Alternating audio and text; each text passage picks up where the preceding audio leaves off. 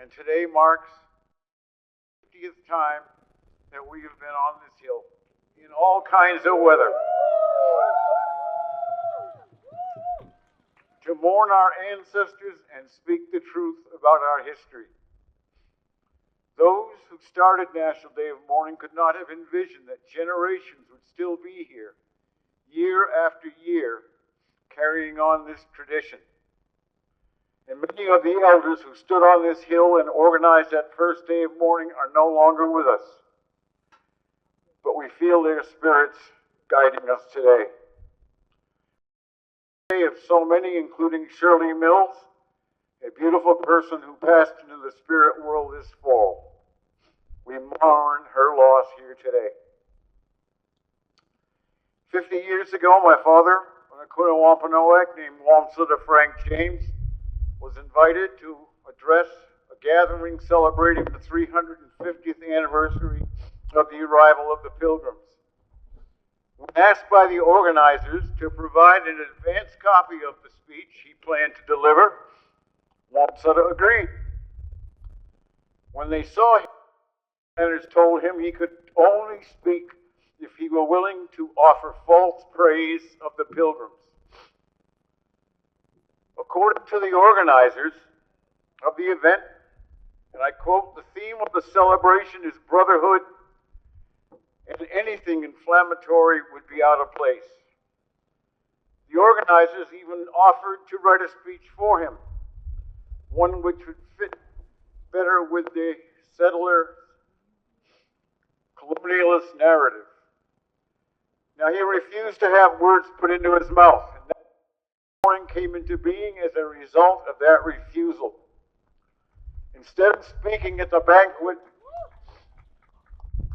he and a group of allies from throughout the Americas gathered here on this hill and observed the first National Day of Mourning in 1970. Now, over the years, we repeatedly disrupted the Pilgrim Progress Parade, a tradition we continued until 1996. The following year, in 1997, we were blocked on Leiden Street and arrested without simply tried to march. The resulting defense of the Plymouth 25 led to the National Day of Mourning plaque you see over here on Coles Hill, and the Metacom plaque we will visit when we march. Consistently, our organization has not collaborated with the Pilgrims or their institutions, whether museums or the Mayflower Society or the Plymouth 400. We have our own story to tell in our own way. Consistently, we have sought to present issues that indigenous people are facing internationally, not just here. We are indeed all related. So what happened at that first day of mourning, or that first Thanksgiving? Or what some of us call the first Thanksgiving. According to popular myth, the Pilgrims seeking religious freedom landed on Plymouth Rock. The Indians welcomed them with open arms and then conveniently faded into the background, and everyone lived happily ever after. The end. But here is the truth. First, the Pilgrims are glorified and mythologized because the circumstances of the permanent English colony in North America, Jamestown, were too ugly to hold up as an effective national myth. These efforts now teach school children about the African slaves kept at Jamestown. But no curriculum seems to want to teach the kids about settler cannibalism. Pilgrims and Indians are a much more marketable story. And second, the Pilgrims came here as a commercial venture. They didn't need religious freedom. They already had that back in the Netherlands. And the compact was nothing more than a group of white men who wanted to ensure that they would get a return on their investment. When they arrived on outer Cape Cod Bay, by the way, not on that pebble down the hill, one of the first things the Pilgrims did was to rob Wampanoag graves at Corn Hill and steal as much of their winter provisions of corn and beans that they were able to carry. The writings of the colonists themselves describe these actions taking place. The next part of the mythology is some Wampanoag ancestors did welcome pilgrims and save them from starvation. And what did they get in return for this kindness? Genocide, the theft of our lands, slavery, starvation, and never-ending repression. And it's also important, to remember that the first official Thanksgiving did not take place in 1621 when the pilgrims had a harvest time meal provided largely by the Wampanoag. Instead, it was officially proclaimed by Governor Winthrop of the Bay Colony in 1637 to celebrate the massacre of over 700 Pequot men, women, and children on the banks of the Mystic River in Connecticut.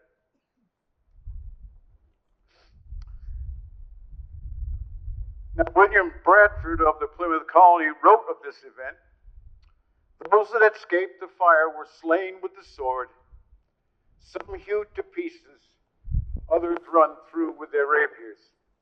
Thus they destroyed about 400 at this time. It was a fearful sight to see them on fire. Horrible was the stink and scent thereof, but the victory seemed a sweet sacrifice. And they gave the prayers thereof to God, who had wrought so wonderfully for them." And yet the history books call us savages. Why does any of this matter? It is simple. When people perpetrate the truth of Thanksgiving, they are not only erasing our genocide, but also celebrating it. But we did not simply fade into the background, as the Thanksgiving myth says. We have survived and thrived. And persevered. The very fact that you are here is proof that we did not vanish. And our very presence frees this land from the lies of the history books and the myth makers. We will remember and honor all of our ancestors in the struggle who went before us. We will speak truth to power, as we have been doing since the first day of mourning in 1970. That first day of mourning in 1970 was a powerful demonstration of Native unity. It has continued for 50 years as a powerful demonstration of indigenous unity, the unity of all people who speak truth to power.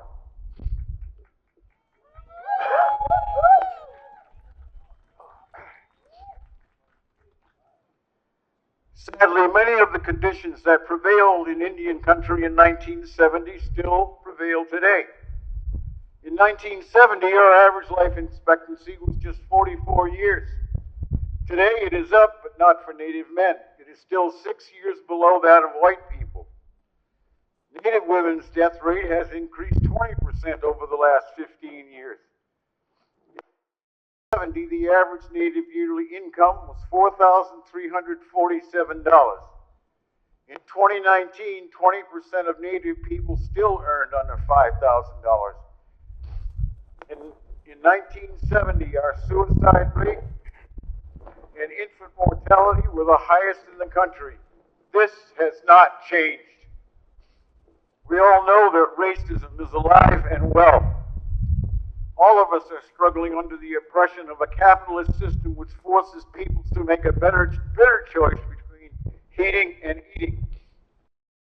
We will continue to gather on this hill until corporations and the U.S. military stop polluting the earth. And until we dismantle the brutal apparatus of mass incarceration. We will not stop until the oppression of our two-spirited siblings is a thing of the past. When the homeless have homes. When children are no longer taken from their parents and locked in cages.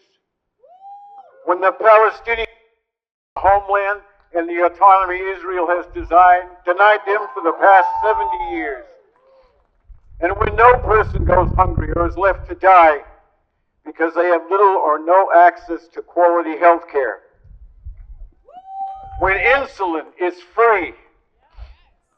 When union busting is a thing of the past. Until then, the struggle will continue. In 1970, we demanded an end to the Bureau of Indian Affairs, and that is still a demand today. Native nations should not need federal oversight to govern themselves in our own lands. And I hope you will stand with Mashpee and support pending legislation that would give Mashpee the right to petition for the land to be taken into trust.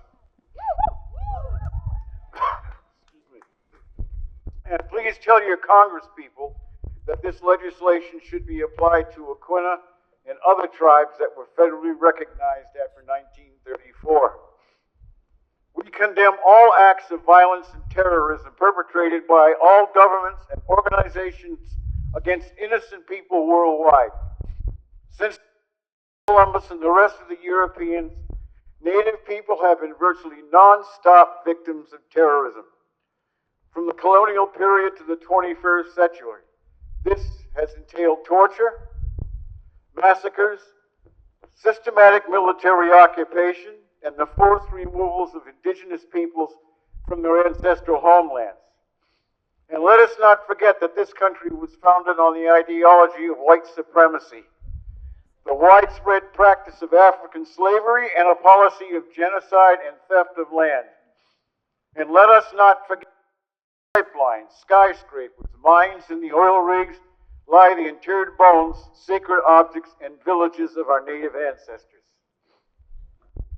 On our program today, there will be only indigenous speakers. This is the one day we speak for ourselves, without non-native people, so-called experts, intervening to interpret for us. And today on a liberated territory, we will correct the history of a country that still glorifies butchers such as Christopher Columbus, slave-owning presidents such as Washington and Jefferson into godlike figures, and even carves their faces into the sacred hills of the Lakota. In 1970, very few people would have given any thought to the fact that the indigenous people of this hemisphere do not look upon the arrival of the European invaders as a reason to give thanks. Today, many thousands stand with us in spirit as we commemorate the 50th National Day of Mourning. In the spirit of Crazy Horse, in the spirit of Metacom, and in the spirit of Geronimo, to all people who fight and struggle for real justice, we are not vanishing, we are not conquered, we are as strong as ever. Boom!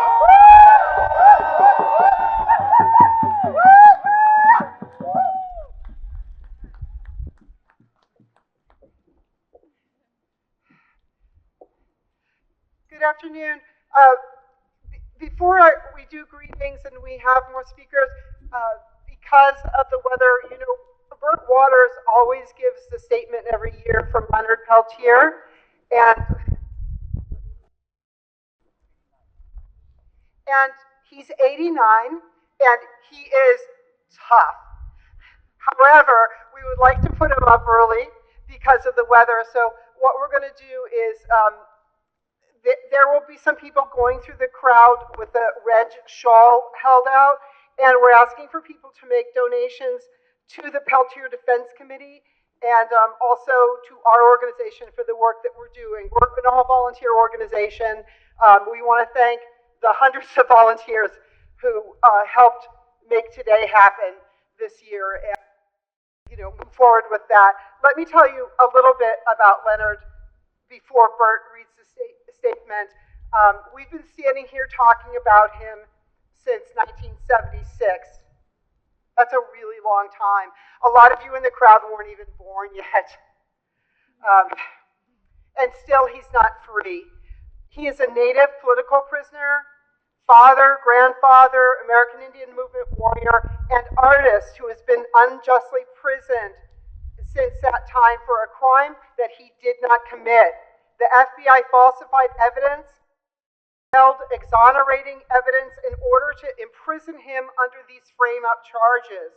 Yet no court over these years would give him a new trial or release him. If you do not know about his case, I urge you to educate yourself by going to whoisleonardpeltier.info and getting the facts and finding out how you can help. Here's Bert Waters to bring us a message directly from Leonard now.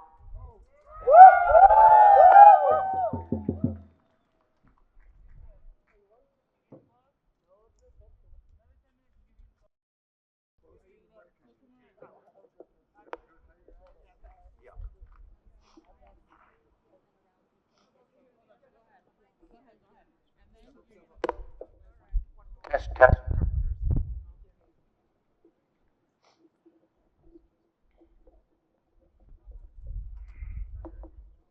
Statement of Leonard Pelletier to the 50th National Day of Mourning on November 28, 2019. The day of 2019 to a close, and with it comes the day most Americans set aside as a day of Thanksgiving. As I let my mind wander beyond the steel bars and concrete walls, I try to imagine what the people who live outside the prison gates are doing and what they are thinking. Do they ever think of the indigenous people who were forced from their homelands? Do they understand that with every step they take, no matter that they are walking on stolen land?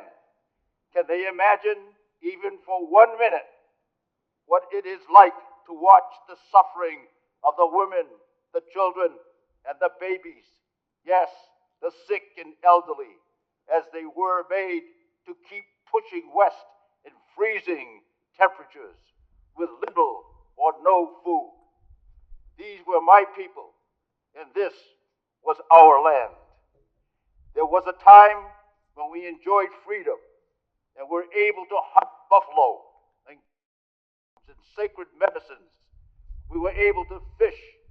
We were able to enjoy clean water. My people were generous. We shared everything we had, including the knowledge of how to survive the long, harsh winters or the hot, humid summers. We were appreciative of the gifts from our Creator and remembered to give thanks on a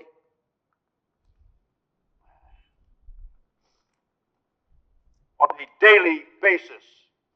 We had some special dances that were a celebration of life. With the coming of foreigners to our shores, life as we knew it would change drastically. Individual ownership was foreign to my people. Fences, unheard of back then. We were a communal people, and we took care of each other.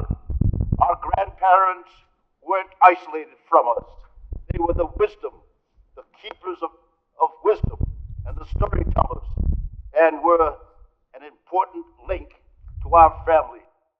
The babies, they were and are our future. Look at the brilliant young people who put themselves at risk, fighting to keep our water and environment clean and safe from the generations yet to come. They are willing to confront the giant multinational corporations by educating the general public of the devastation being caused. I smile with hope when I think of them. They are fearless and ready to speak the truth to all who are willing to listen. We also remember our brothers and sisters in Bolivia who are rioting in support of the first indigenous president, Evo Morales. His commitment to the people, the land, their resources, and protection against corruption is commendable.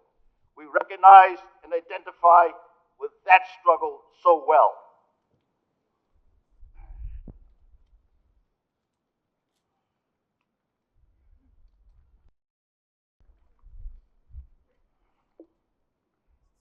So today, I thank all the people who are willing to have an open mind, those who are willing to accept the responsibility of planning for 7 generations ahead, those who remember the sacrifices made by our ancestors so we can continue to speak our own language, practice our own way of thankfulness in our own skin, and that we always acknowledge and respect the indigenous lineage that we carry.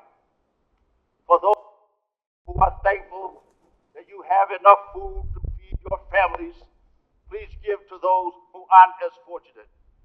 If you you are warm and have a comfortable shelter to live in, please give to those who are cold and homeless. If you are someone hurting and in need of kind words, or to be that person who steps forward and lends a hand. And especially when you see injustice anywhere, please be brave enough to speak up, to confront it. I want to thank all who are kind enough for me and my family in your thoughts and prayers. Thank you for continuing to support and believe in me. There isn't a minute in any day that passes without me hoping that this will be the day I will be granted freedom. I long for the day when I can smell clean, fresh air, when I can feel a gentle breeze in my hair, witness the clouds as their movement hides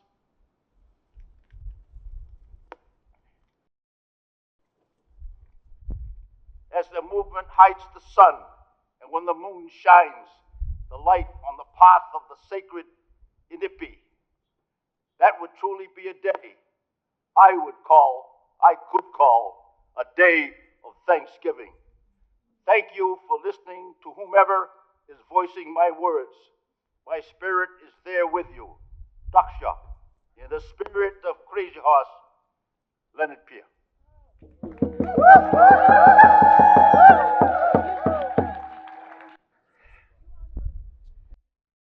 Let's take a moment to think about those who are no longer with us, Shirley Mills and many others. Our ancestors are beside us, holding us up today.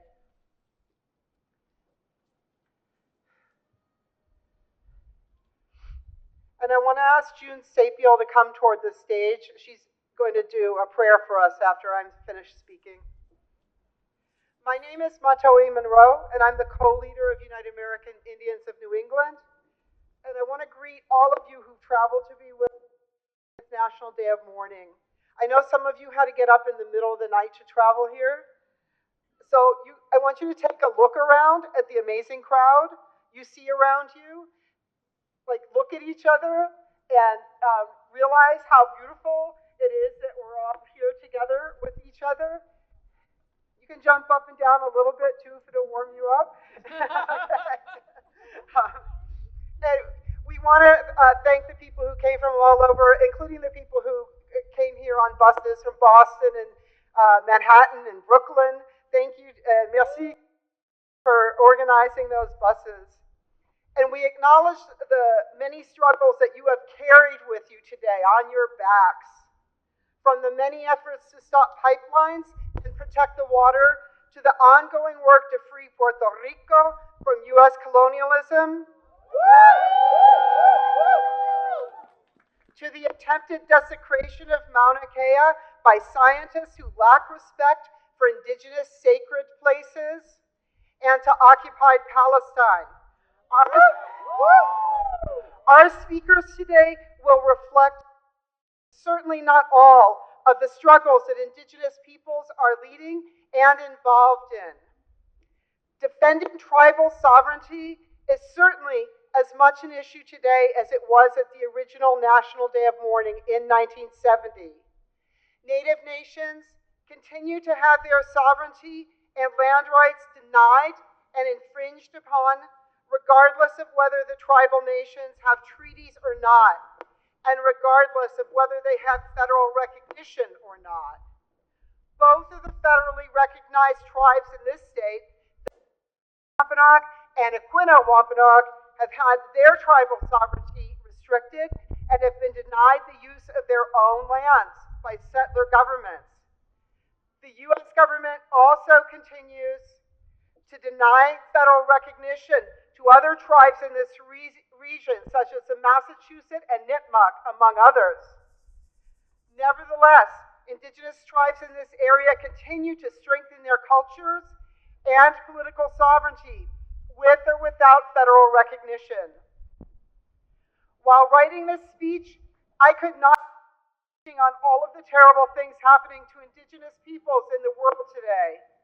In Bolivia, the indigenous president, Evo Morales, was forced to leave the country as a result of a US-backed coup. As a result, indigenous people there are dying at the hands of a fascist CIA-installed government. Meanwhile, indigenous people in Brazil have been under non-stop attack for defending the Amazon rainforest from destructive industries such as mining and logging. Some have been shot by the police, while others have been gunned down by hired private security forces. Whether it's Australia or Honduras, Chile or Nova Scotia, indigenous people continue to defend and protect their lands. It's really important for those of us who live here in the US to show our solidarity with others in struggle and to bring public awareness to all indigenous struggles and all acts of violence against indigenous peoples, not just the ones occurring in North America. We are all united in our fight against settler colonialism, and we must remember that what happens to one of all of us.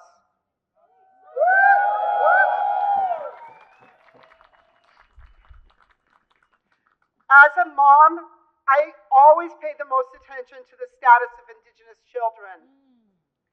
Despite immense family and tribal efforts to improve educational outcomes, to stop the high suicide rates, and to nurture our children in every possible way, our children and youth continue to be endangered. The residential school days may be over, but the Indian Child Welfare Act, which prevents our from being stolen by non-Native people, is under attack and may end up going to the Supreme Court. If the Indian Child Welfare Act is repealed, we could return to the grim time when a third of Native children were stolen from their families to be adopted by white families. Already, thousands of our kids are in foster care, too. This is one reason why we say the genocide of indigenous peoples is ongoing, not something that happened in the past. And at the border, at the US-Mexico border, even worse this past year. More than 70,000 children were detained and caged by the US government this year alone. The US leads the world in child prisoners. Many of us who are native to this country have been outraged by the treatment of our relatives from Mexico, Central America, and South America. It is devastating to see their families torn apart just as our families have been splintered as a result of cruel government policies. Everyone must remember that no one is illegal on stolen land.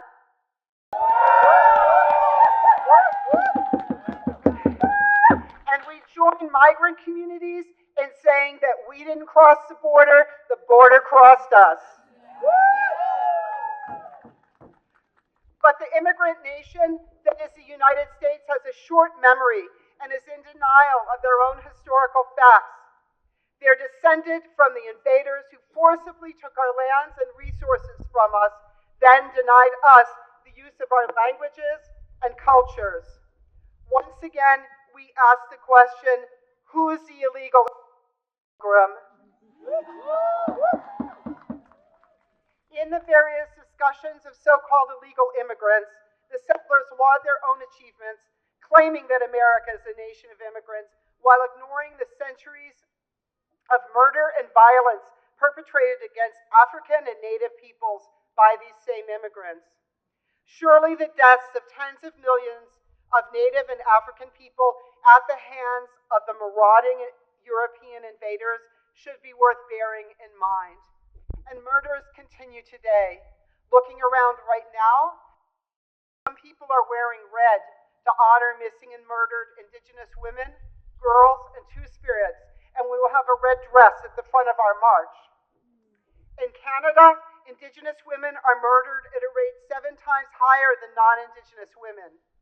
In the US, 84% of Alaska Native and Native women have experienced some form of violence in their lifetimes, most often perpetrated by non-Native men.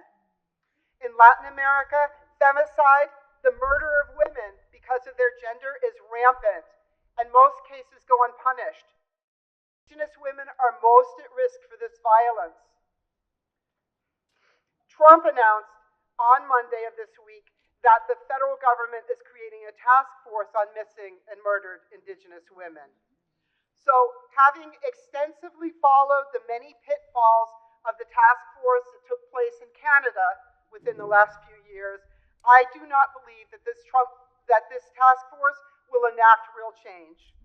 This task force, first of all, will be wildly underfunded. The families and tribes of the missing and murdered may not be supported at all, and certainly may not be centered in the process so that they can get answers about what happened to their loved ones. Unfortunately, the many underlying reasons for why missing and murdered Indigenous women is a crisis will not be addressed. Will tribal legal sovereignty and jurisdiction be respected? Will racist settler attitudes toward Indigenous women change? Will there be an end to pipelines such as the Keystone XL and the man camps that come along with these pipelines? Attacking the earth and attacking Indigenous are intertwined. The man camps and the resulting impact on Indigenous women is one of many reasons why Indigenous people are fighting pipelines and mines and fracking. We come together at a time when people are terrified about climate collapse. I know many people here have been to climate strike and many other things. And there's so much suffering happening already.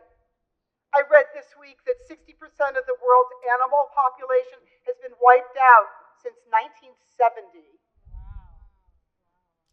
I want to say that actions are not going to save us when corporations and the US military account for 70% of the world's pollution. Promoting a narrative of individual responsibility is not going to save us. Recycling and red and carbon offsets are not going to save us. Hoping that capitalism will get kinder will not save us. And the Green New Deal is not enough to save us either. Only by listening to Indigenous people and dismantling the capitalist system which allowed climate collapse to happen in the first place, will we be able to save the planet. Indigenous peoples have always been the caretakers of the land, water, and the life therein, despite intense efforts of settler governments to stop us from doing so. For generations, Indigenous people have been warning about climate crisis. It's not too late to achieve some climate justice on this planet, but Indigenous voices must be acknowledged and centered. One of many ways that people are working with Indigenous voices is through education and legislation. Here in Massachusetts, we have a Massachusetts Indigenous legislative agenda that is supporting 5 bills. A bill to ban the use of racist Native mascots in public schools. A bill to redesign the state flag and seal. Legislation to celebrate Indigenous Peoples' Day statewide instead of Columbus Day. A Native education bill and a bill to protect Native heritage. There's a lot you can do to help us get those bills out of the committees that they're largely stuck in. We will have flyers about this at the social later today. So I'm going to end with a proposal, a starting place for the decolonization of our lands and a way to address climate collapse. First, ensure that no projects can go through any Indigenous nation's land without free, prior, and informed consent. Second, take all of the land that is currently being mismanaged by these settler governments, such as the national parks or the Amazon rainforest, and let Indigenous nations manage that land. That would mean the restoration of millions of acres of our lands to us. It would also mean the end of the desecration of our sacred sites, such as the Black Hills and Mauna Kea. Third, cancel the leases, the pipelines, the mining, and the corporate contracts and start over.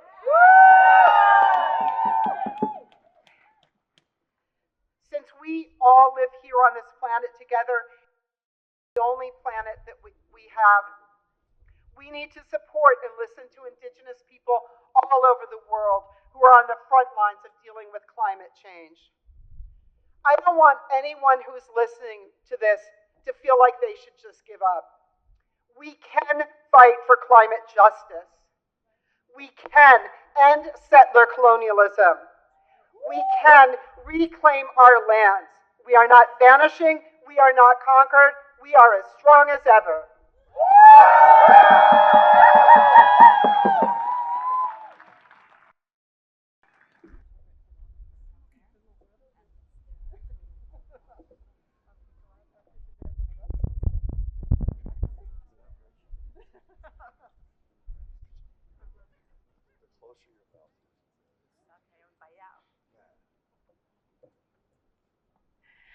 Basque, Dalamisi, Indalawizi, June Tapio, Manawebske Nation. My name is June Tapio. I'm from Penobscot Nation, and thank you from the Dawn Land for being here. A little prayer that my uncle used to say at Deer Island, Uncle Sammy.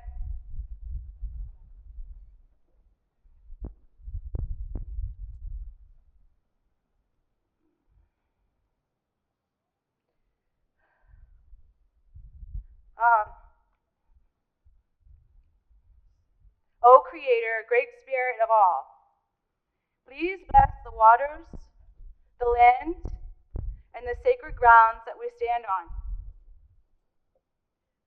That was something that my uncle would start as a prayer. And to finish off, to say, Kachiwaliwani, thank you for being here and standing in solidarity and truth, and for walking in a good way with us, and for continuing this message forever, and for our healing to begin and to continue. We need to keep standing in this truth and in this solidarity, and keep speaking the truth like Matawi just did. Thank you, Matawi, for being a leader and standing, and thank you for being a role model for me and my children.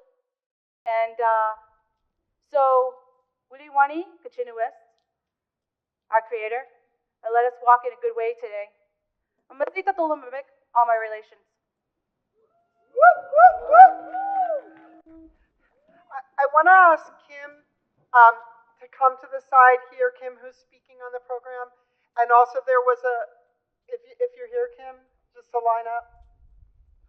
Sorry, I'm trying to stage manage and talk at the same time. And okay.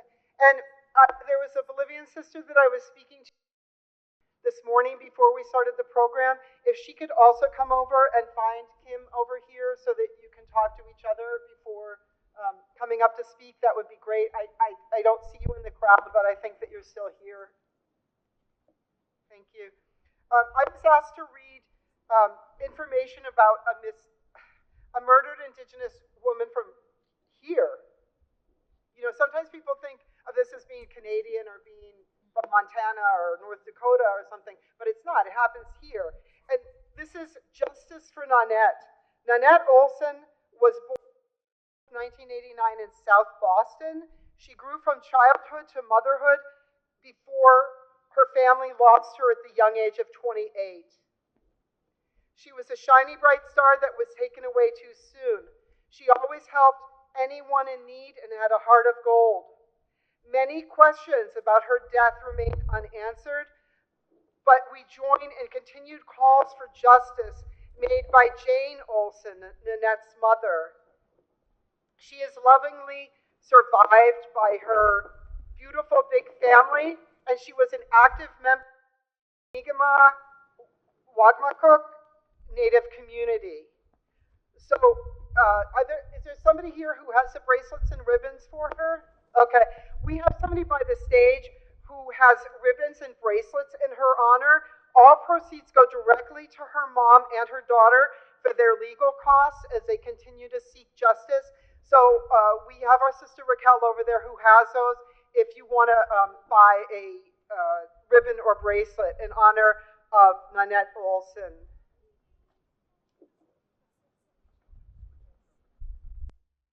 We're going to do an ASL Interpreter Switch. You know, we have to thank a lot of people, but we have to triple thank the ASL interpreters who are here today. And applaud yourself, you know.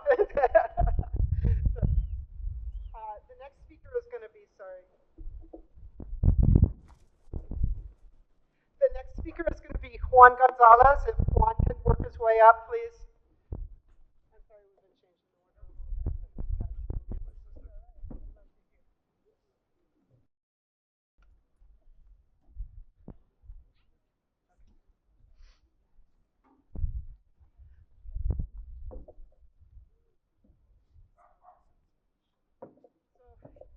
For those of you who don't know, by the way, June Sapiel, who just came with the prayer, when she was talking about Uncle Sammy, her uncle was Sam Sapiel, who guided us for so many years and who we miss so much also. So we were really grateful that she and other members of his family traveled down from Maine to be with us. Do you want me to introduce you? Okay, Juan Gonzalez.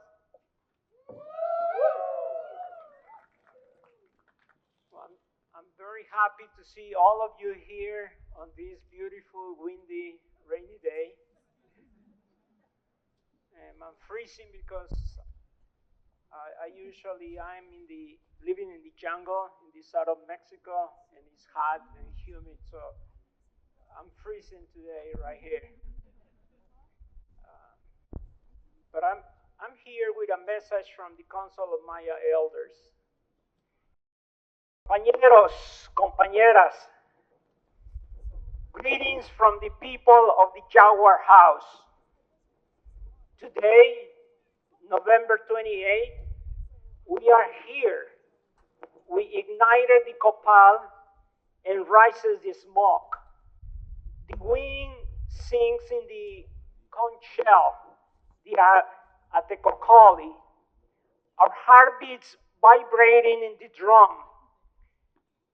Burning fire in our beings, wrapping the sacred silence of day, and together we journey the lands where one day the feet walk, the hands sowed, and the songs, prayers, and voices of our ancestors are rooted. We leave the spice in our Mother Earth. We leave the spice in indigenous sovereignty. Centuries of denying Mother Earth, centuries of going back and forth, blind and mute in this maze. Centuries living in exclusion and in the most creepy and cynical injustice. We have been and are in permanent stubborn struggle of resistance. Remain faithful to our ancestral cultures and way of life. This state of oppression is maintained through taking away spaces to leave us empty, the language to make us mute, historical memory to leave us amnesic, to make us stupid, and they try to take away our spirituality to make us dumb and numb.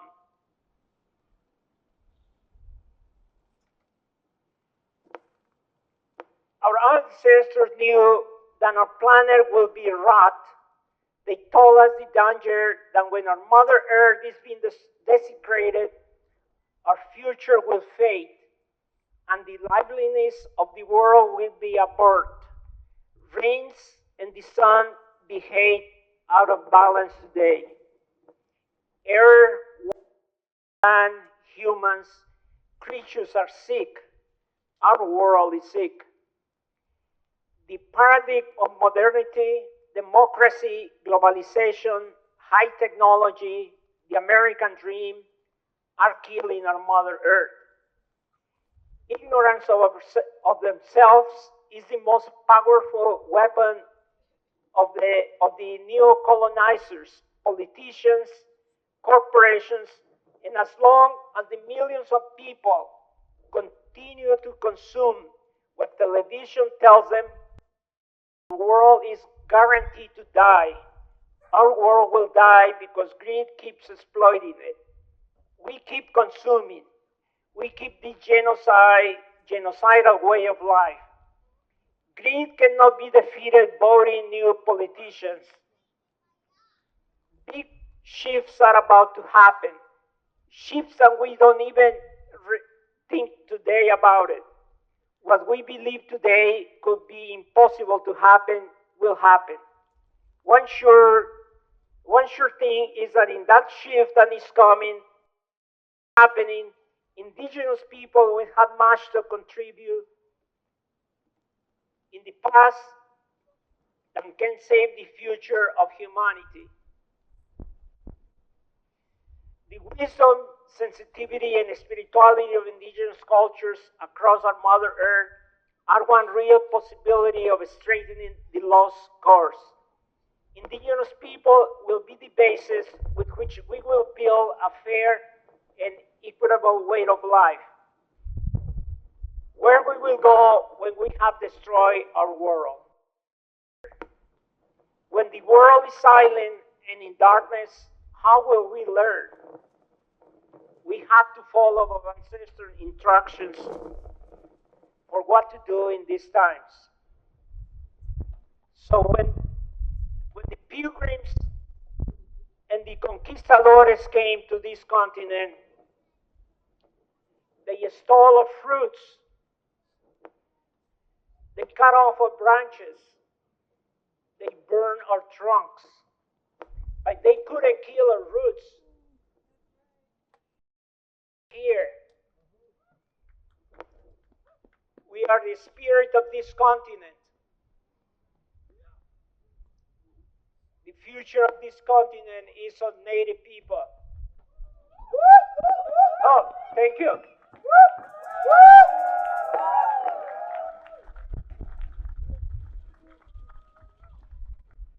Everybody doing okay?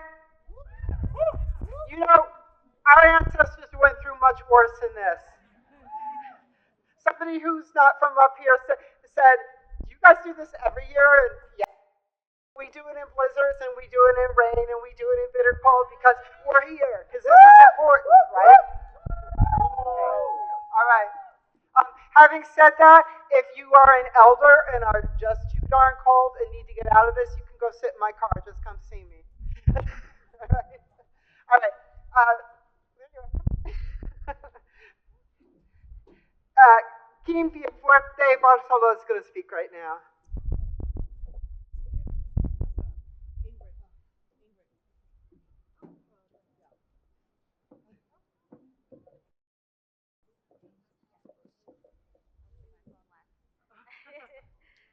Hello, everyone. Thank you so much for having me today.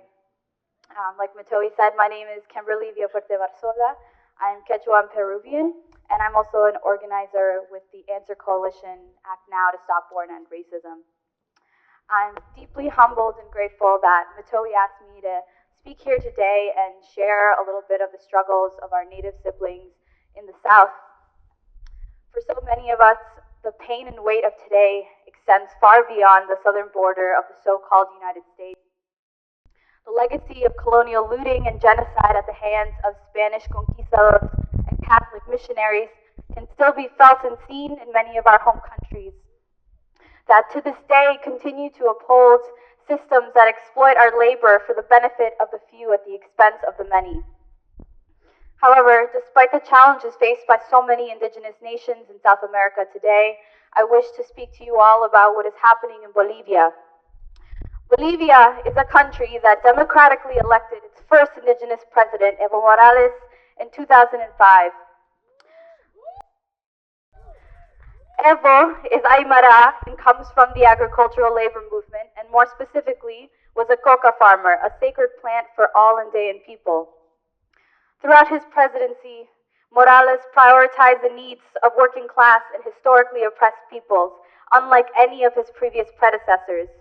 His commitment to his roots and his people are unwavering, and more than anything, can be measured by his actions.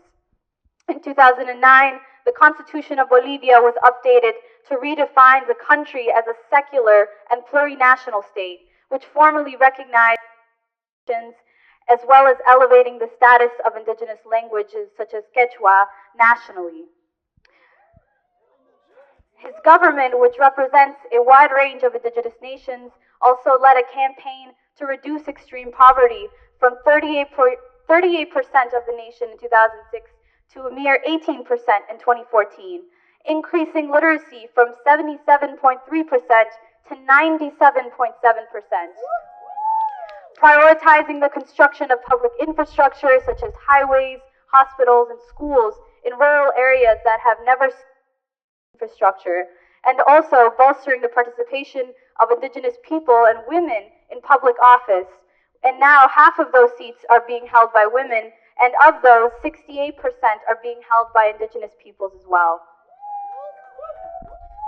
All of these gains were grounded under a new indigenous socialist orientation that Evo articulated during his election campaign, and that have already come into fruition, evidenced by a deepening of participation in democratic institutions, the beginning of a transition to an economy that nationalized key industries, and the implementation of sweeping land reform efforts to redistribute large land holdings to the people who actually work the land.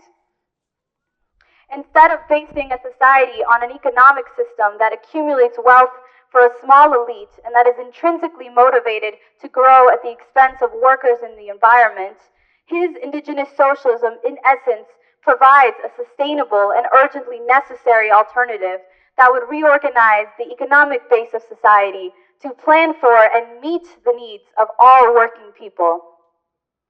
As the growth and Bolivia's socialist project expanded across the continent, inspiring other nations and leaders to build alternatives of their own, and even more powerfully to work together with other indigenous communities, so too have the targeted attacks on Bolivia and other allied countries such as Cuba and Venezuela. As many of you may now know, the devastating events of the past few weeks in Bolivia have reverberated across diaspora communities, across the world, and even as far as here today in Plymouth, Massachusetts, on stolen land. To restore the power of the white, wealthy elite of Bolivia that ruled for far too long before Evo, a military coup led by right-wing forces, supported by the USA, forced Evo and many in his government to leave the country following his most recent electoral victory. While some may say incorrectly that Evo chose to step down, what choice does one have when the head of your military, with the support of the US government and paramilitary racist right-wing forces that have already begun to terrorize your supporters, ask you to step down or face the consequences? It was despite this step backwards that the people of Bolivia have now chosen to fight back and resist the current self-imposed, unelected president, Janine Áñez, a woman who has a long history of espousing vitriolic hate towards indigenous people and who in her first few hours as head of state proclaimed her disdain outright for indigenous peoples and wielded a Bible in her hand as the true authority of the land. However, given the new powers in the government, the resistance now emerged was met with repression. The brutal, deadly response, the torture against mass protests by the military and police that allowed and led the coup, has further revealed the coup's fascist character. They are seeming to go to any length to ensure that the rights of unfettered profits for the ruling class and multinational corporations, and wish to crush the plurinational character of Bolivia. Because they cannot actually allow for a true democratic process, they resort to beatings, terrorism, and violence against indigenous and working people. The most egregious examples of this refueled hate and racism is the burning of the huifala. While the huifala was formally adopted as one of Bolivia's national flags, it represents a deep historical unity for Native communities across the Andes and across borders. Each corner represents a different suyu, a corner of the former Incan Empire, the Tahuantinsuyu, of which there are 4 major regions spreading across Latin America. The huifala represents Andean unity, our history, our organization, our philosophies, our cosmos. And to burn the Wifala is to attempt to rid the world of who we are. To burn the Wifala is an act of war, and it is a war that Native and working people of Bolivia are showing the world they are willing to fight against. And while the current government of the U.S. may not represent many of us here, we do have a duty to hold it accountable for the destruction and the lives it continues to take from our people in the South, for its role in affirming the right-wing and racist leadership that Bolivia must now endure. Recognize and defend the alternative that Evo and the people of Bolivia worked so hard to build, and that with each passing day was a monumental threat to those who sought to keep the status quo of the white, wealthy elite across Latin America. We must understand that the fight for a new and better world was not one that Evo could leave alone, and that the legacy that he left for us, one that cannot be taken away in a coup or burned out of us, is the reminder of our history, our resistance, our empowerment, our agency as Native people, that within each of us can be a willingness to fight for our liberation if we choose to embrace it. And so I would just like to end by quoting an Aymara revolutionary, Tupac Katari, who was killed in 1781 and who was infamously known by the Spaniards for his role in uniting the masses of people across the Tahuantinsuyo Empire, including leaders like the Katari brothers in the north of Potosi and Tupac Amaru of Peru.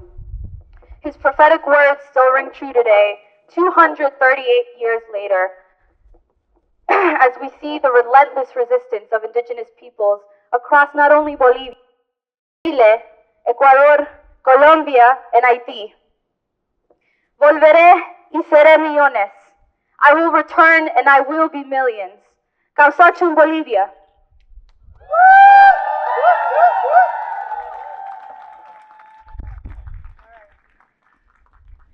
Crew of people who have come here from the North American Megadam Resistance Alliance. We have 4 of them are Cree from so-called Manitoba, Tommy Manias, Rita Manias, Carlton Richards, and Naretta Miswagan. We also have Amy Norman, who is Inuit from Labrador, and they're going to be talking to us about what is happening to communities that get flooded by these hydro megadam projects. Come on over.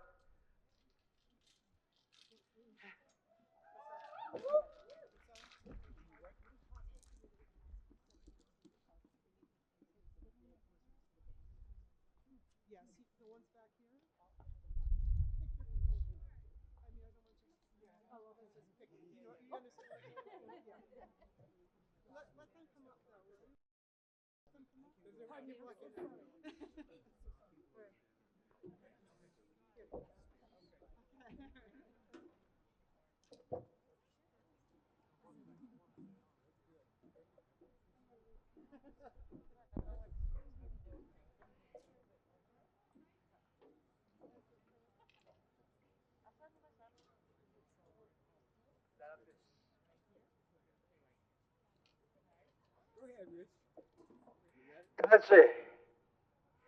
Bibitsikamaya nino, utepo tuttian, katatakas ni katsikatik. Ebe kumikian, ebe top mitakuk. Ebe amtsimus tatakuk, kansi sikitte maigaiak nisnan. Utepo tuttiak, ogo utsikan skipet nigaiak. Hello, I am here to come and tell the truth of what's going on in so-called Canada, where megadams are flooding our indigenous lands, and they're bullying us to submit their progress. They're being flooded. Our people are poor. Our animals are dying. Our rivers are dying.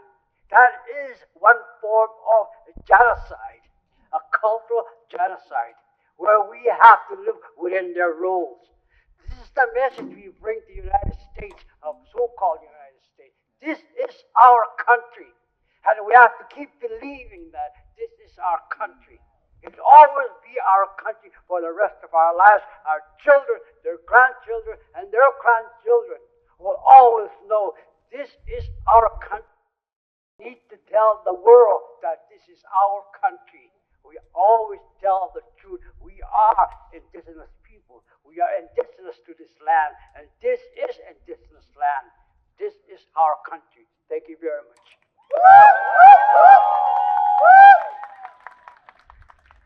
Kan Rita Munia Sintisnika son Michigamagotsi Ute Kiwet no Manitoba, Canada Gaichugate. Hi, my name is Rita Munia. I'm from Pimichicamac. I'm from Pimichicamac and community in Cross Lake, Manitoba, northern Manitoba in Canada. We've been our lives have been turned upside down by hydro developments and the corporations who destroy our lives, turn the river system upside down, reverse the river system, and like I said, has taken our culture away in that manner. Our economy is gone, and so is the water and land are destroyed by this hydro development. So we're here in Plymouth in solidarity, coming in solidarity with the people, with the indigenous people of the United States and of Canada, like in solidarity because we live in Turtle Island. You could say solidarity.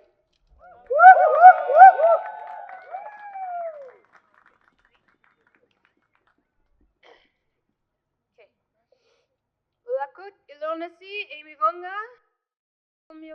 My name is Amy Norman.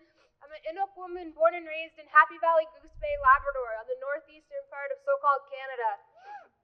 I had the great privilege to speak here 2 years ago to talk to you about what's happening in my territory, because I live downstream from a mega dam, and it's destroying our lands, it's destroying our waters, and it's disconnecting us from our culture. Unfortunately, 2 years later, nothing has changed. So we are here, part of the North American Megadams Resistance Alliance, to spread the word what really happens in the shadows of these dams. You know, these companies greenwash them, and they tell you that they're carbon-free or they're a great source of clean energy, but that is not true. The carbon output is just as bad as coal. They destroy entire ecosystems. They're poisoning our waters with methyl mercury. You know, as Inuit, we depend on the food that we get from water. We, eat fish and seal. We're seal people. That's so important. Sealskin pin on right here.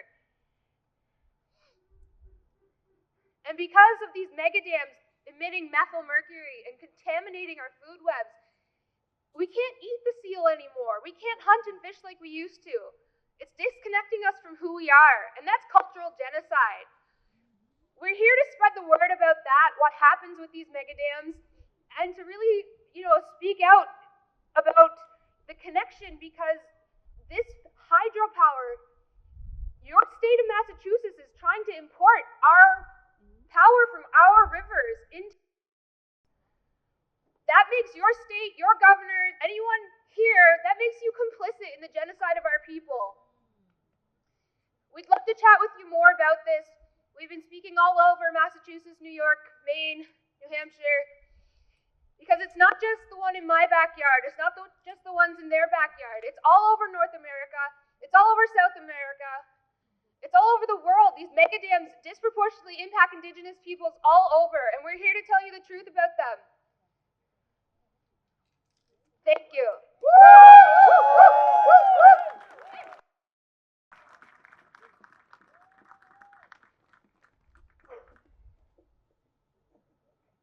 Danse. Ayunin ang tesiniga sun Carlton Richard. Ayaw petsidut yanina giwetnuk. Hi, my name is Carlton Richards. I come from Manitoba, Canada, Cross Lake.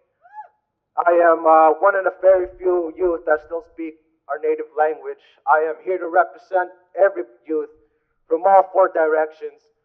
Please please, listen. I come from a reserve right next door to a hydro dam.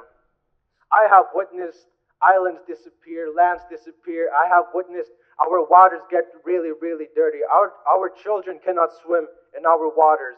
We cannot drink our waters. And you know what? We are one people. We live on one land, and that's Turtle Island. Right here. 4 directions, we are all here as one people. I am the proof of a general genocide that's going on in our reserve. I have long hair. As you can see, I don't. We are here to speak the truth about what's really going on in our reserve. Our waters are not safe. The waters fluctuate so much that it is not safe to hunt, trap, and fish. I risk my life every day to go out there and practice my tradition and my culture. I have traveled 2,200 miles from the north to come here and talk to everybody here, my brothers and my sisters.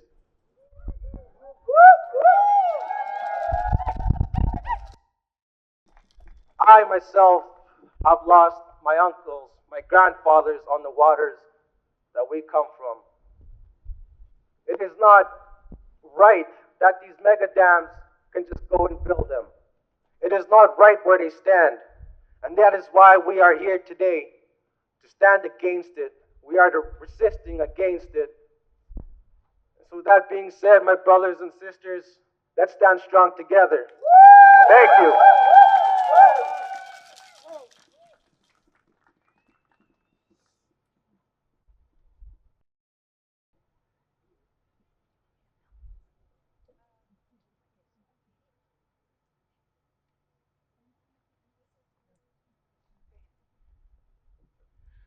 Tansin tute mag-isilid naman. Okay. Norata, so I can tisnikason. Kung tewa na kiwet nuk niutin ka mag aski. Ebetan, hatsimwin. Louder? Can everybody say suke? That means harder, louder. I am Loretta Miswagan. I come from Pimichikamag territory, up in Canada, northern Manitoba. Today I wear a shirt.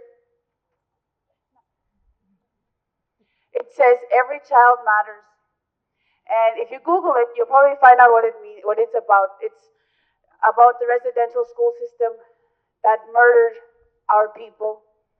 They took them into schools, trying to assimilate, civilize them.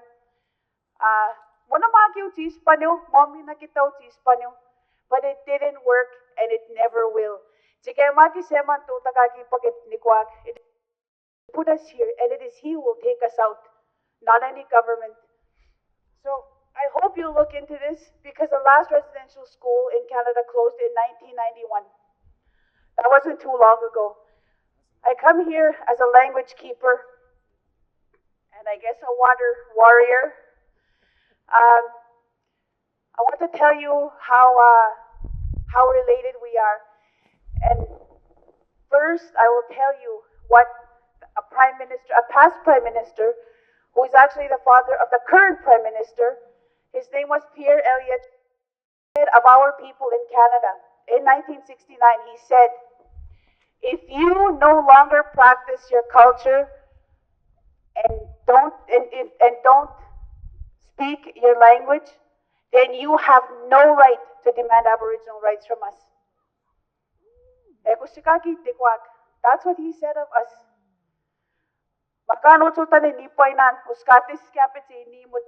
But we stand here today with a youth who still speaks his language and who practices his culture. He's a hunter, trapper, and God, they make it hard to live. They make it hard. They make it hard to survive, to get the fish, to get the moose, the ducks, and the geese. But we're going to risk our lives, and we're going to keep going, because we saw a dam that was decommissioned, a new English word I learned. It was decommissioned, and it no longer exists, and 20 years later, the fish are coming back. And I'm telling Carlton, I'm telling him, Ako ni pukutakis kinamot si Kitosimisak. You have to teach your children how to hunt, fish, trap, snare, gather. Because when that dam is gone 100 years from now, operation about 50 years. So in maybe 100 years, it'll be gone. What are we going to do then? What are we going to live off of? We have to keep teaching our children. We have to try. We have to try. I think where language is concerned, where a lot of our kids, our children, they don't know how to hunt, trap, and fish. They can't. There's no water. But we'll try. And an elder in Alberta once told me, and I couldn't understand the Turtle Island, where that we were all related, all across this land. Now I do. He said, he said, you don't believe me, that's okay. He said, listen to your language, he said. And he said, your relatives are far. Your relatives are there. And he asked me, how do you say big river in Cree? I said, Mississippi. And he said, okay, God. He said, almost. He goes, how do you say Grand Rapids in Cree? I said, Mississippi. He said, yes.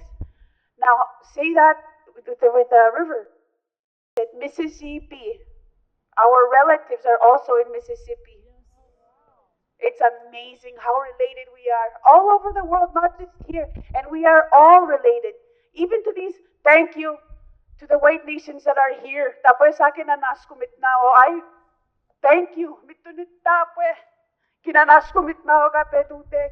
Mina kino ka ki wana stike ko tatumsita ita kami ka kinanas kumitnao. And to the organizers that put this event together, I thank you. Kinanas kumitnao. I can't say it enough. Ekusane, thank you. Ekusie.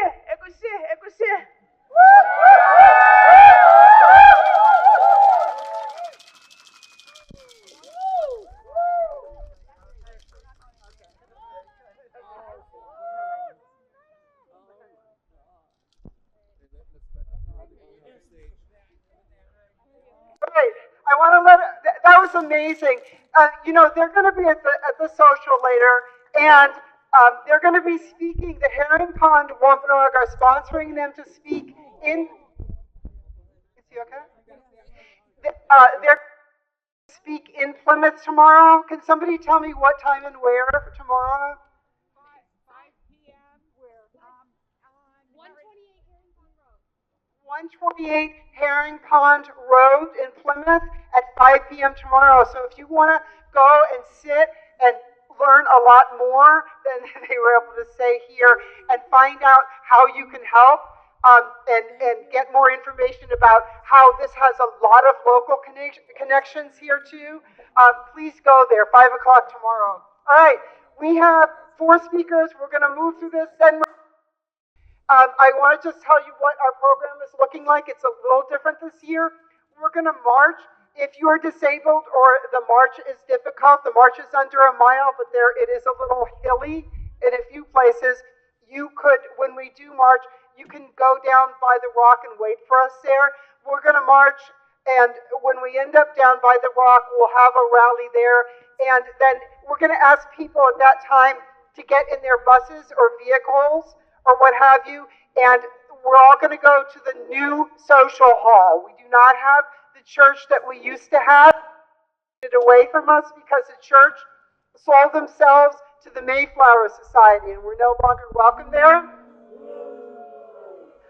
So as a result, we've been fortunate that friends here have helped us, and that the Zion Lutheran Church, which is only 2 miles away, a straight shot down Court Street, 384 Court Street is the address. We'll announce it again, but it's 384 Court Street, has let us use their beautiful social hall, and we even have a tent for overflow. We have volunteers who've been working for weeks getting ready for this, so we really want to come and sit and eat together. That's a really important part of what we do together too, right? Okay, so I'm going to let you introduce yourself. Is that okay? I'm really happy she's here, and she always kicks it when she talks. All right, here's Vanessa Yunado. I'm a little cold, you know. I have to say, to all of you, you have a lot of courage. Right? I come from the Caribbean, so like extraordinaire. Okay, this is what we call doing the warrior thing. Okay. Anyway,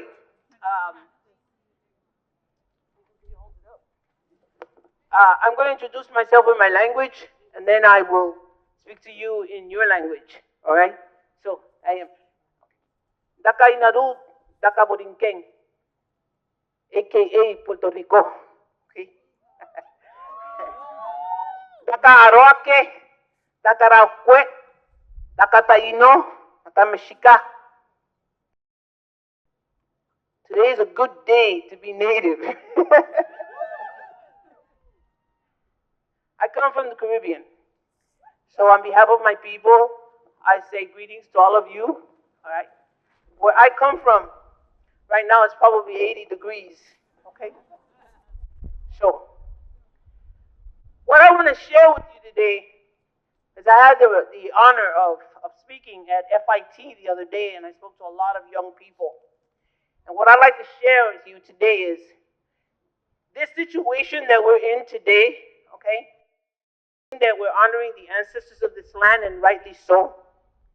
This didn't start in 1620 with the Pilgrims, so-called. This started sunrise, October the 13th, 1492. That's when it started. It started with the Caribbean. The minute that Christopher Columbus put one foot on our land, it started. The genocide started. The very next morning, he took 6 indigenous and took them as slaves. And that legacy is the legacy that we continue to live today.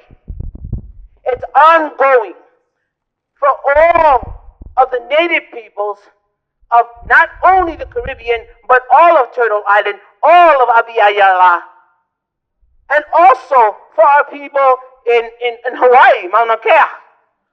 So this has been going on for a long, long time. In 1620, the people that came here, the Pilgrims, they really didn't call themselves Pilgrims. They did. That was really what they called themselves. In 1620, they came. That was the first group. And they were helped by the Wampanoag people. They were fed, they were taught. We gave them, and the Wampanoags gave them, the 3 sisters, food, all kinds of things.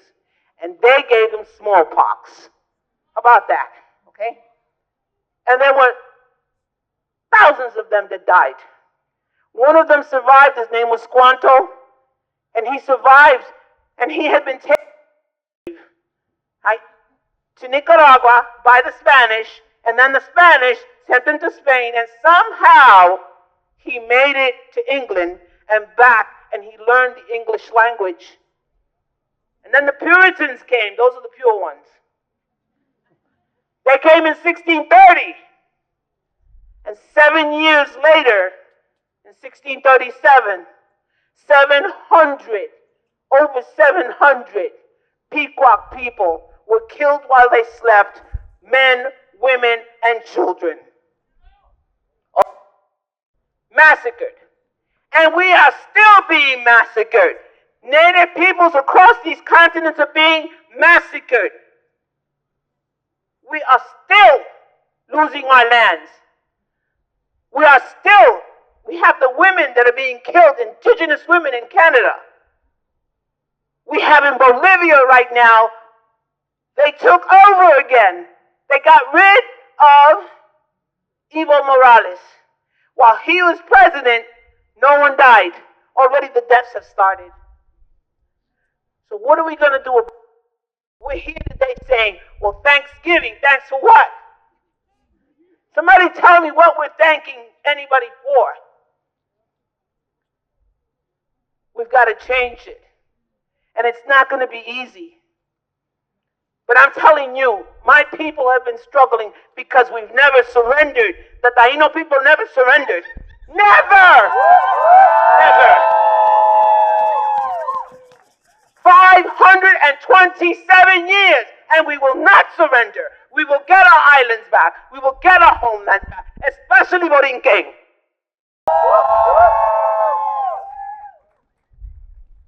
And that's an important thing. And that's a message that I bring to you. You must not surrender.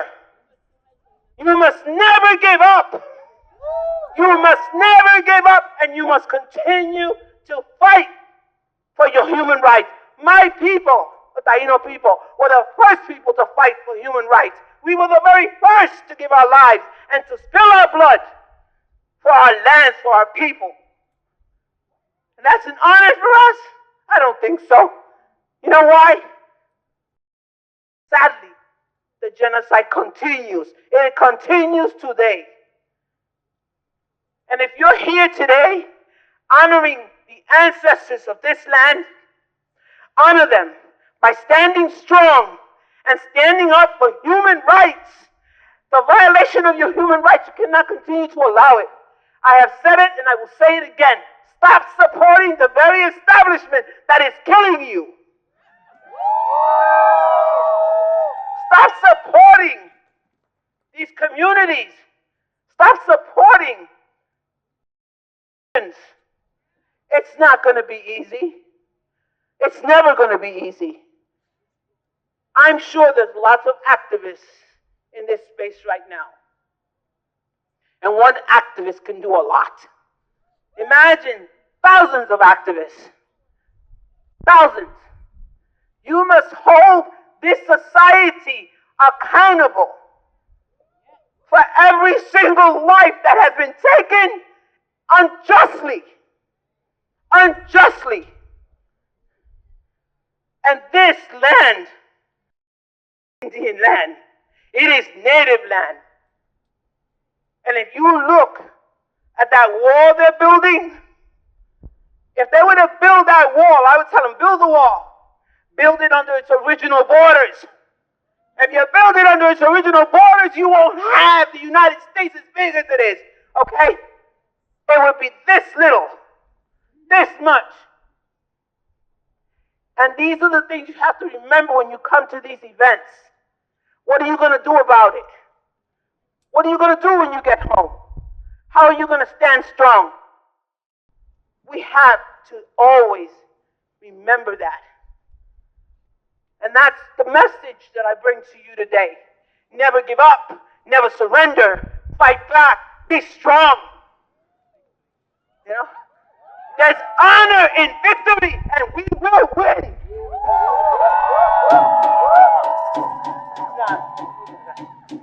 And we will. We have to be strong of heart, but mostly strong of spirit.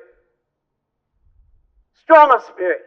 You know, this holiday is in this society, is ingrained in their minds.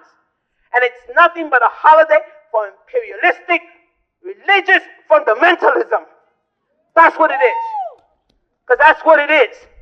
An imperialistic fundamentalism doesn't work for us. Human rights, humanity. So that is my message to you. This is what I give to you. Okay? The years ahead of me are far shorter than the years behind me. They are. I will continue to stand strong. And I will continue to stand strong until there's no breath left in me. And you must do the same. You must do the same. And you young people, if we have to vote, vote. Let's see if it works. Vote. Okay? See if it works. We have to use every tool that's available for us. Every tool. Everything we have. For my relatives, American people here, all my relatives that are suffering, standing rock everywhere they are, everywhere. I say to you, remember your ancestors and go back to the ways of your people. Go back to the ways of your people, because that's the only way that we are going to be able to stand strong, so that your spirit will have the courage to continue to fight. and to our relatives here of other nations and other skin colors, because I don't like to use this just white. We're technicolor, man. We're rainbow people. We're beautiful, right? Yeah. Stand and fight as well. We also have to worry about climate change. They're abusing this earth to the point where there might not be any earth left. Does anybody have another planet to go to? So, I'm going to leave you with that. Stand strong. And I've said it before and I'll say it again. I'm from the Boyo of Atabey. This is a women's group. Boyo Atabey means house of Mother Earth. We stand strong as women, fighting for our rights and for the human rights of everybody. Okay? So I wanted them to show the banner. Okay? And I want to hear a real loud and fist in the air and feel it in your heart and stomp on the ground. Fight back! Fight back! Fight back! Fight back! Fight back! Fight back! And we will not be stopped! We will win! And Haikadu!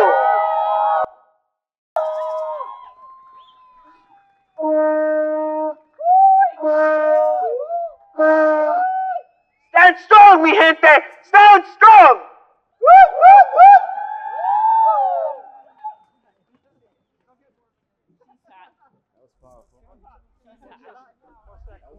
We're going to have...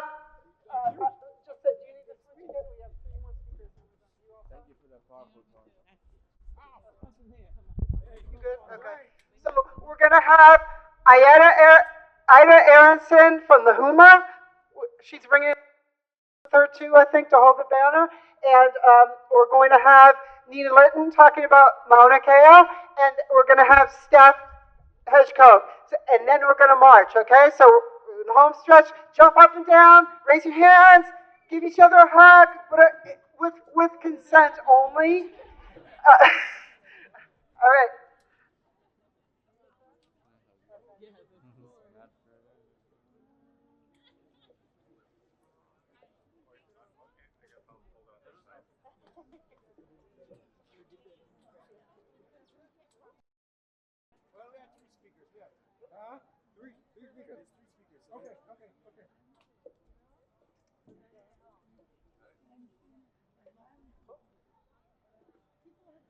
Alaitu, ayakpache, sa uchifu aita, uma okula achaka amente, uma seya, ayaku nitak chukma. Today is a good day. Thank you for joining us. Hello, my name is Ida. I'm a member of the Homa Nation along the Gulf Coast of Louisiana. I want to give a little disclaimer. I do not know the Homa Nation merely as myself, a person who happens to be a member of the nation, whose family hasn't inhabited the coast for hundreds of years. We've had all sorts of struggles over the years. Some might have heard of my people in their dealing with the destruction after Hurricanes Katrina and Rita, or maybe after the BP oil spill of 2014. Maybe even more recently, they might have heard of us from the Bayou Bridge Pipeline, which is the tail end of the same pipeline that Standing Rock brought attention to, the Dakota Access Pipeline. That pipeline goes through a lot of communities of color, including what would be now considered our lands.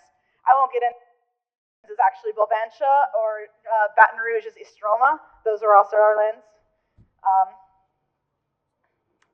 Maybe y'all might have heard about how the mostly native community of Ile de Jean Charles, the island of Jean Charles, has some of the first refugees of climate change.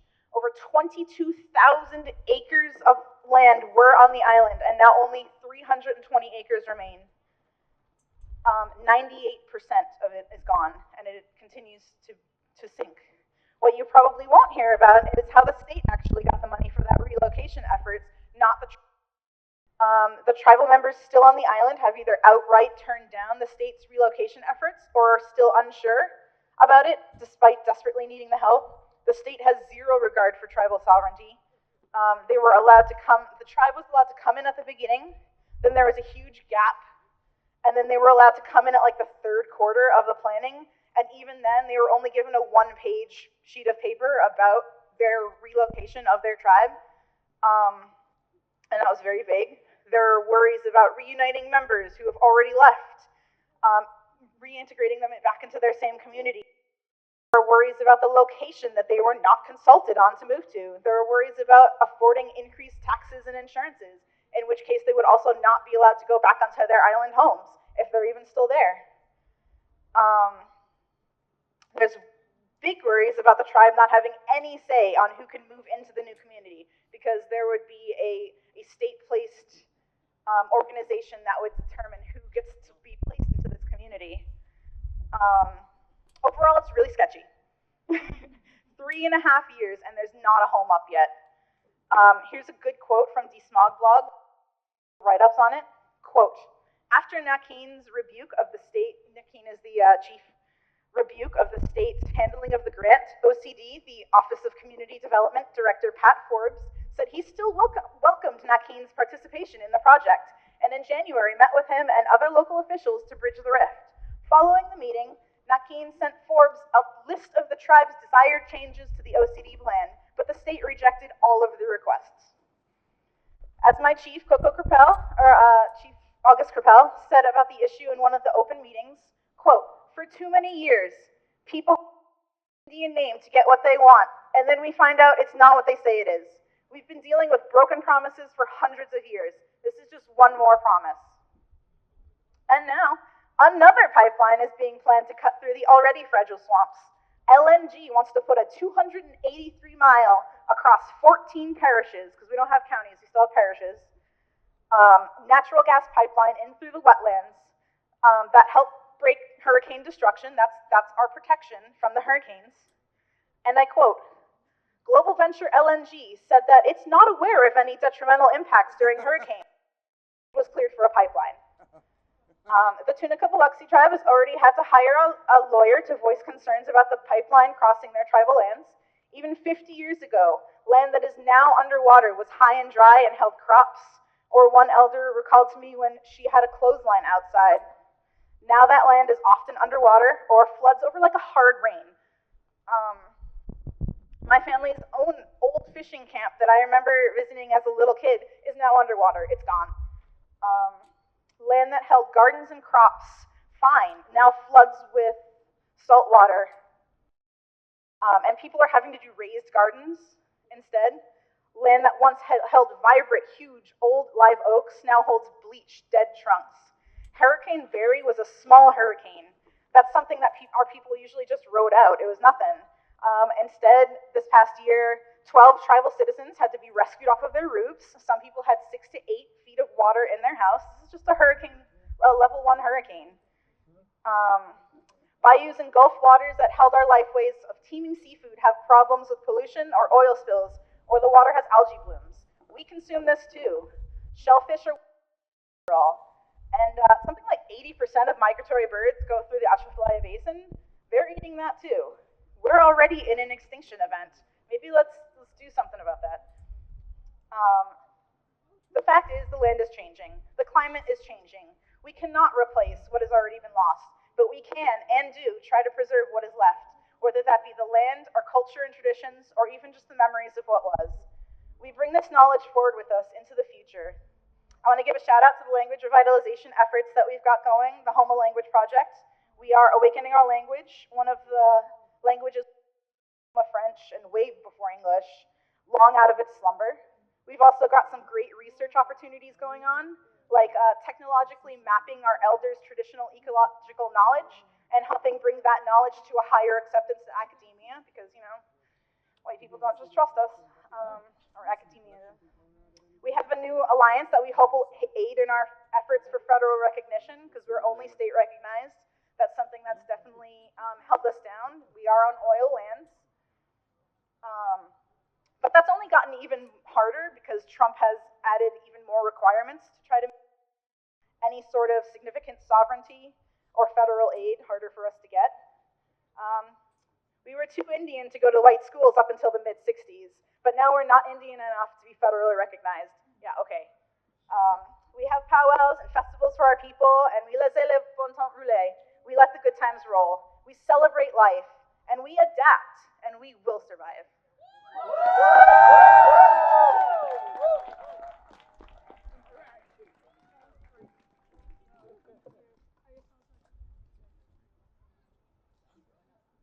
That's one of your old songs.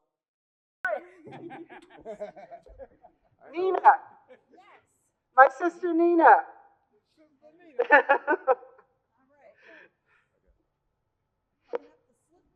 There you go.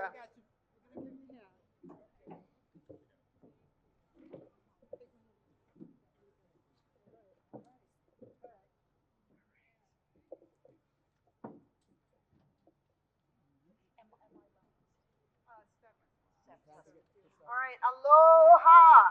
Aloha. I bring you news from the so-called Hawaii. First of all, I start out in the Hawaiian way. I'd like to thank all the ancestors that brought us here, that keep us strong, and inspire us to know that we will influence the world. I want you to know that in Hawaii, about 1,000 people are camped out at 65,000 feet of elevation, day and night, summer and winter, rain, snow, sleet, hail, and hot Hawaiian sunshine, to prevent construction equipment from moving up to the summit to erect the latest ginormous telescope. We do this because when we worship Poliahu and her sisters, we worship the rain cycle, the cycle of fresh water that brings us life. Because we and the land are inseparable. When we care for the land, we care for us all. I want to shout out to the, 144 days of the latest chapter in your fight against this particular telescope. I want to personally thank the 200 people who have been arrested, most of whom either about Mauna Kea, about the desecration of the burial ground at Sherwoods, or for the putting of the big windmills in the home neighborhood of Hawaiian people to disrupt their sleep and health. The legal system is the battleground in Hawaii because the consent of the Hawaiian people was not obtained for the annexation, and the kingdom still exists. So, aloha.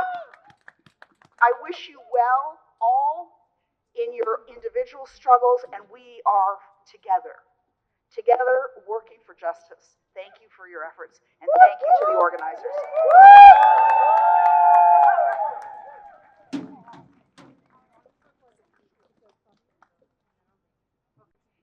All right, staff.